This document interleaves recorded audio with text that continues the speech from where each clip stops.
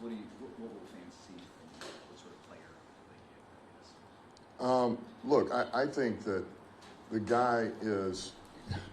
There's things that he's going to be able to do in one-on-ones that I do believe are going to show up. But I think there's going to be a lot that maybe fans don't see that's going to play huge dividends for us. I mean, even yesterday, just, the third downs and watching him work, I mean, he's a pro. The way he prepares, the way he works, I mean, that's evident.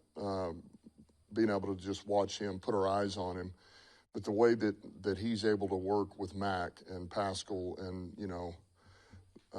just the different rush patterns, things of that nature, it's going to pay dividends for the whole group. And that's it. So would I love to see 6 sacks? Yeah, absolutely. But no, so don't come out of this game and be like, well, he didn't get 6 sacks. I mean, what are we doing? He's going to help us, and that's going to be evident. And, that was good to see him yesterday. He's gonna help us big time. You anticipate him being on kind of like a pitch count type thing? Yeah, we'll work him in. We'll make sure that we use him appropriately. And look, he's going to play on all downs, but we're going to maximize what he's got in the tank, to help us. So I guess if you pitch count, yes, somewhere in there, we'll get him some. Coordinators yesterday, Ben was kind of describing your weekly situational meeting. It sounds like both coordinators are kind of in that. You go over, the different situations that are interesting that happen around the league each week. And I'm just curious, how that developed and why is it, the right decision, or why is it important to have, both kind of thought processes in the same room at the same time? Well, number one, because those guys are going to be head coaches.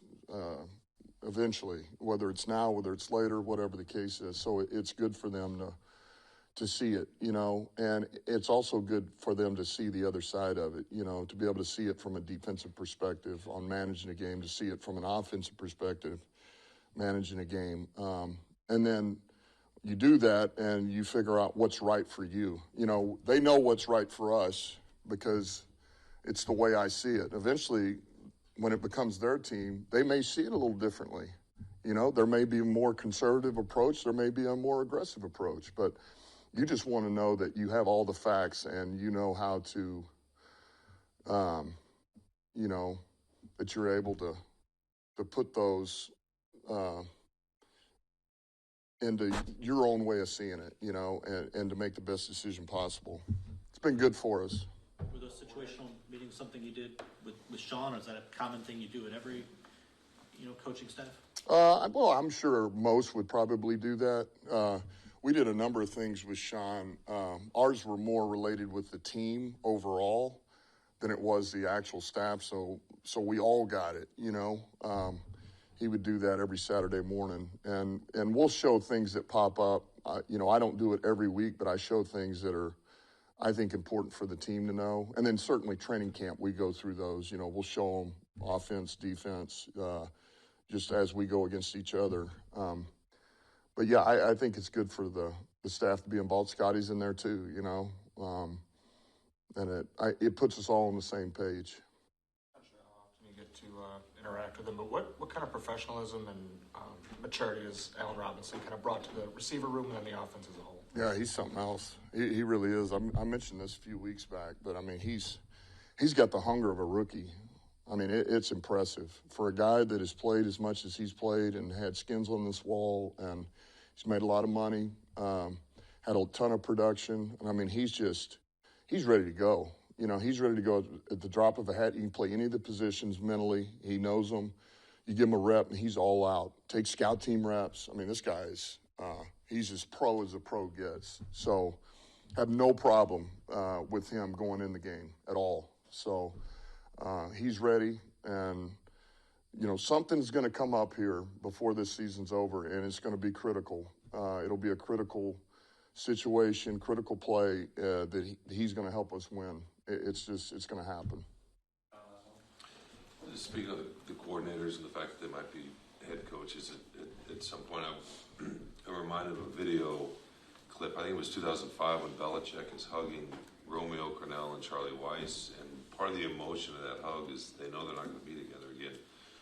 Do you savor what's happening right now and the sort of the ascension with these two guys because you know it might not be that much longer? Yeah, man, I savor every bit of this because you're not guaranteed. We're not guaranteed any more wins as far as that's concerned. You got to earn every one of them, and you don't know what's going to happen, the next day or the next game in front of you. But I know this. This is a special team and it's a special staff, and it's been that way since the beginning. It really has been, and so, yeah, I absolutely do. I'm fortunate. I'm blessed. I'm thankful that I have the coordinators, counting Phipp as well. All three of those guys are superstars, and yeah, I do. And I know, hey, when it's over, it's over. But we're going to make the most of it until that time comes. Do you remember that image? I do, actually.